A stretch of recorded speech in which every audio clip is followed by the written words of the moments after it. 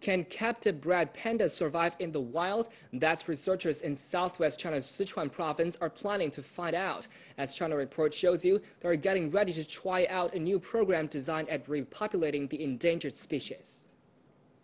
Researchers at the China Giant Panda Protection and Research Center in Wolong are hoping some of these animals will learn to survive and even breed without human intervention. The first step to achieving this goal will begin before the end of this year. Workers will release 1 or 2 pregnant pandas into the outer groves of the base. The director tells China Report, quote, "The pandas would give birth in this semi-wild environment and teach their cubs how to forage for food and survive in the wild." The area is still fenced in, so researchers will still be able to access and keep an eye on the pandas and, if necessary, continue to provide them with food.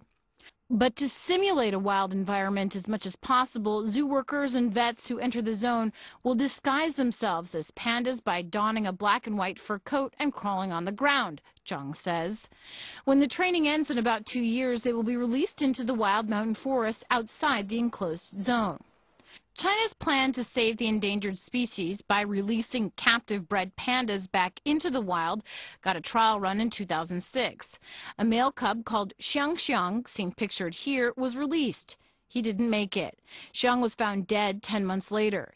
He had apparently been attacked by wild pandas native to the place. It's why researchers have amped up their survival skill training for the pandas. Giant pandas are among the world's most endangered species.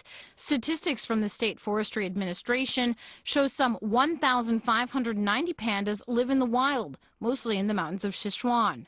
There are more than 210 pandas in captivity.